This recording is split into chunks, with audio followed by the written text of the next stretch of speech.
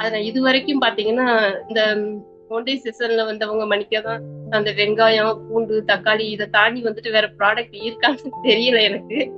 அது பாத்தீங்கன்னா, சரி நான் இதுலயே எடுத்துக்கலான்னு தான் பாத்தீங்கன்னா, மொத நானு சார் கிட்ட வந்துட்டு ப்ராடக்ட் கிளாஸ் இது சொல்லும்போது, எல்லாரும் எழுதி அனுப்புங்கப்பா அப்படின்னு சொல்லியிருந்தாங்க.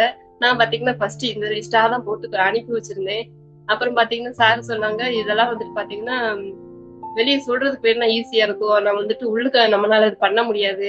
அதுல எவ்வளவு வந்துட்டு ம் நிறைகள், குறைகள் இருக்கு அப்படின்னு இருக்குன்னு சொல்லிட்டு நீங்க வந்துட்டு சொல்ல விட்டீங்க தான் சார் தெரிஞ்சது எனக்கு. இதெல்லாம் வந்துட்டு வேலைக்கே ஆகாது. நம்ம வந்துட்டு புதுசா வர்றோம் அப்படின்னா வந்துட்டு நம்மளுக்கான ஒரு வழிய நம்மளே தான் உருவாக்கிக்கிறணும்.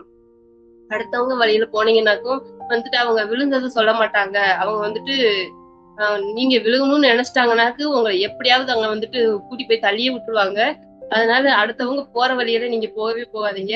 முடிஞ்சா வந்துட்டு நீங்களே தனி வழிய போட்டுக்கோங்க. இல்லைன்னு வச்சுக்கோங்களேன், உங்களுக்கு வந்துட்டு தெரியாதவங்க யாருனாவது போனாங்கன்னா அந்த வழியில போங்க. எனக்கு தெரிஞ்சவங்க போனாங்கன்னா கண்டிப்பா நம்மள வந்துட்டு காப்பாத்தி விட வாய்ப்பே இல்ல.